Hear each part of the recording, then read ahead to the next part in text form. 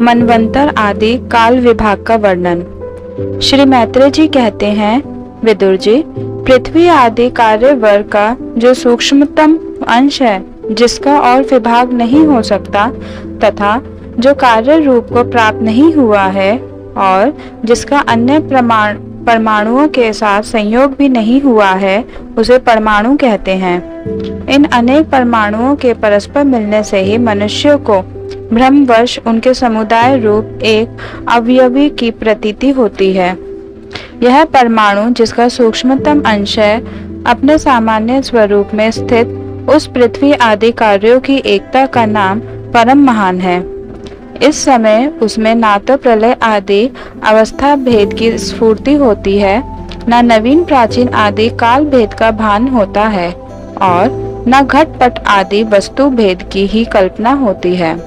साधु श्रेष्ठ, इस प्रकार यह वस्तु के सूक्ष्मतम और महत्तम स्वरूप का विचार हुआ।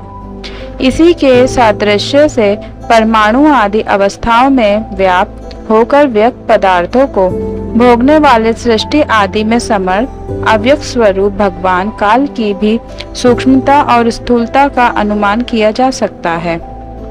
जो काल प्रपंच की परमाणु जैसी सूक्ष्म अवस्था में व्याप्त रहता है, वह अत्यंत सूक्ष्म है और जो सृष्टि से लेकर प्रलय पर्यंत उसकी सभी अवस्थाओं का भोग करता है, वह परम महान है। दो परमाणु मिलकर एक अणु होता है और तीन अणुओं के मिलने से एक त्रसरेणु होता है, जो झरोकों में से होकर आई हुई सूर्य की किरणों के प्रकाश में आकाश में उड़ता देखा जाता है। ऐसे तीन त्रसरेणुओं को पार करने में सूर्य को जितना समय लगता है, उसे त्रुटि कहते हैं। इससे 100 गुना काल वेद कहलाता है और 3 वेद का एक लब होता है। 3 लब को एक निमेष और 3 निमेष को एक क्षण कहते हैं। 5 क्षण की एक काष्ठा होती है और 15 काष्ठा का एक लघु, 15 लघु की एक नाटिका कही जाती है। 2 नाटिका का एक मुहूर्त होता है और दिन के घटने बढ़ने के अनुसार 6 या 7 नाटिका का एक प्रहर होता है। यह याम कहलाता है, जो मनुष्य के दिन या रात का चौथा भाग होता है। 6 पल तांबे का एक ऐसा बर्तन बनाया जाए जिसमें एक प्रस्त जल आ सके और 4 माशे सोने की 4 अंगुल लंबी सिलाई बनवाकर उसके द्वारा उस बर्तन के पेंदे में छेद करके उसे जल में छोड़ दिया जाए। जितने समय में एक प्रस्त जल उस बर्तन में भर जाए, वह बर्तन जल में डूब जाए, उतने समय को एक नाटिका कहते हैं। विदुर जी, 4 पहर के मनुष्य के दिन और रात होते हैं और 15 दिन रात का एक पक्ष होता है, जो शुक्ल और कृष्ण भेद से 2 प्रकार का माना गया है। इन दोनों पक्षों को मिलाकर एक मास होता है, जो पितरों का एक दिन रात होता है। 2 मास का एक ऋतु और 6 मास का एक अयन होता है। अयन दक्षिणायन और उत्तरायण भेद से 2 प्रकार का है। दोनों अयन मिलकर देवताओं के एक दिन रात होते हैं तथा मनुष्य लोक में ये वर्ष या 12 मास कहे जाते हैं। ऐसे 100 वर्ष की मनुष्य की परम आयु बताई गई है। चंद्रमा आदि ग्रह, अश्विनी तथा नक्षत्र और समस्त तारा मंडल के अधिष्ठाता काल स्वरूप भगवान सूर्य परमाणु से लेकर संवत्सर पर्यंत काल में 12 राशि रूप संपूर्ण भुवन कोश की निरंतर परिक्रमा किया करते हैं। सूर्य, बृहस्पति, सवन, चंद्रमा और नक्षत्र संबंधी महीनों के भेद से यह वर्ष ही संवत्सर, परिवत्सर, इडावत्सर, अनुवत्सर और वत्सर कहा जाता है। विदुर जी, इन 5 प्रकार के वर्षों की प्रवृत्ति करने वाले भगवान सूर्य की तुम उपहार आदि समर्पित करके पूजा करो। ये सूर्य देव पंचभूतों में से तेज स्वरूप हैं और अपनी काल शक्ति से बीज आदि पदार्थों की अंकुर उत्पन्न करने की शक्ति को अनेक प्रकार से कार्योन्मुख करते हैं। ये पुरुष की मोहनी वृत्ति के लिए उनकी आयु का क्षय करते हुए आकाश में विचरते रहते हैं तथा ये ही सकाम पुरुषों को यज्ञ आदि कर्मों से प्राप्त होने वाले स्वर्ग आदि मंगलमय फलों का विस्तार करते हैं। विदुर जी ने कहा, मुनिवर, आपने देवता, पितरों और मनुष्यों की परमायु का वर्णन तो किया। अब जो संकादी ज्ञानी मुनिजन त्रिलोकी से बाहर कल्प से भी अधिक काल तक रहने वाले हैं, उनकी भी आयु का वर्णन कीजिए।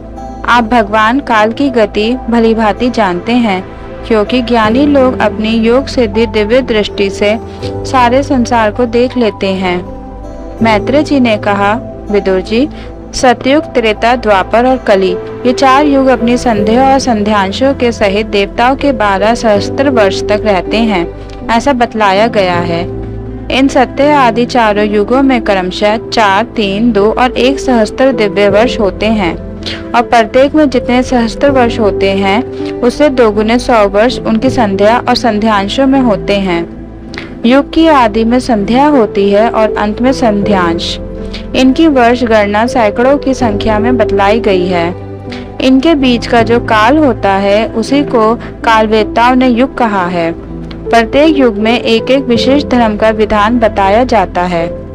सतयुग के मनुष्यों में धर्म अपने चारों चरणों से रहता है।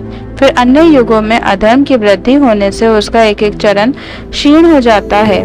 प्यारे विदुर जी, त्रिलोकी से बाहर महरलोक से ब्रह्मलोक पर्यंत यहाँ की 1 सहस्त्र चतुर्युगी का एक दिन होता है, और इतनी ही बड़ी रात्रि होती है, जिसमें जगतकर्ता ब्रह्मा जी शयन करते हैं। उस रात्रि का अंत होने पर इस लोक का कल्प आरंभ होता है। उसका क्रम जब तक ब्रह्मा जी का दिन रहता है तब तक चलता रहता है। उससे कल्प में 14 मनु कहे जाते हैं। प्रत्येक मनु 71 चतुर्युगी से कुछ अधिक काल तक अपना अधिकार भोगता है। प्रत्येक मनवंतर में भिन्न भिन्न मनुवंशी राजा लोग, सप्तऋषि, देवगण, इंद्र और उनके अनुयायी गंधर्व आदि साथ ही अपना अधिकार भोगते हैं। यह ब्रह्मा जी की प्रतिदिन की सृष्टि है, जिसमें तीनों लोकों की रचना होती है। उसमें अपने अपने कर्म अनुसार पशु, पक्षी, मनुष्य, पितरों और देवताओं की उत्पत्ति होती है। इन मनवंतरों में भगवान सत्वगुण का आश्रय ले अपनी मनु आदि मूर्तियों के द्वारा पौरुष प्रकट करते हुए इस विश्व का पालन करते हैं। कालक्रम से जब ब्रह्मा जी का दिन बीत जाता है, तब वे तमोगुण के संपर्क को स्वीकार कर अपने सृष्टि रचना रूप पौरुष को स्थगित करके निश्चेष्ट भाव से स्थित हो जाते हैं। उस समय सारा विश्व उन्हीं में लीन हो जाता है। जब सूर्य, चंद्रमा आदि से रहित वह प्रलय रात्रि आती है, तब वे भू भुव स्वः तीनों लोग उन्हीं ब्रह्मा जी के शरीर में छिप जाते हैं। उस अवसर पर तीनों लोग शेष जी के मुख से निकली हुई अग्नि रूप भगवान की शक्ति से जलने लगते हैं। इसलिए उसके ताप से व्याकुल होकर भृगु आदि मुनीश्वर गण महलोक से जनलोक को चले जाते हैं। इतने में ही 7 समुद्र प्रलय काल के प्रचंड पवन से उमड़कर अपनी उछलती हुई उत्ताल तरंगों से त्रिलोकी को डुबो देते हैं। तब उस जल के भीतर भगवान शेषशायी योग निद्रा से नेत्र मूंद कर शयन करते हैं। उस समय जनलोक निवासी मुनिगण उनकी स्तुति किया करते हैं। इस प्रकार काल की गति से एक एक सहस्त्र चतुर्युग के रूप में प्रतीत होने वाले दिन रात के हेर फेर से ब्रह्मा जी की 100 वर्ष की परमायु भी बीती हुई सी दिखाई देती है। ब्रह्मा जी की आयु के आधे भाग को प्रार्थ कहते हैं। अब तक पहला प्रार्थ तो बीत चुका है, दूसरा चल रहा है। पूर्व प्रार्थ के आरंभ में ब्रह्मा नामक महान कल्प हुआ था, उसी में ब्रह्मा जी की उत्पत्ति हुई थी। पंडित जन इन्हें शब्द ब्रह्म कहते हैं। उसी प्रार्थ के अंत में जो कल्प हुआ था उसे पाद्म कल्प कहते हैं। इसमें भगवान के नाभि सरोवर से सर्वलोक में कमल प्रकट हुआ था। विदुर जी, इस समय जो कल्प चल रहा है वह दूसरे प्रार्थ का आरंभक बतलाया जाता है। वह यह वारा कल्प नाम से विख्यात है। इसमें भगवान ने सूकर रूप धारण किया था। यह 2 प्रार्थ का काल अव्यक्त, अनंत, अनादि विश्व आत्मा श्री हरि का एक निमेष माना जाता है। यह परमाणु से लेकर द्विप्रार्थ पर्यंत फैला हुआ काल सर्व समर्थ होने पर भी सर्वात्मा श्री हरि पर किसी प्रकार की प्रभुता नहीं रखता। यह तो देह आदि में अभिमान रखने वाले जीवों का ही शासन करने में समर्थ है। प्रकृति, महतत्व, अहंकार और पंच तन्मात्र, इन 8 प्रकृतियों के सहित 10 इंद्रियां, मन और पंचभूत, इन 16 विकारों से मिलकर बना हुआ यह ब्रह्मांड कोश भीतर से 50 करोड़ योजन विस्तार वाला है तथा इसके बाहर चारों ओर उत्तरोत्तर 10-10 गुने 7 आवरण हैं।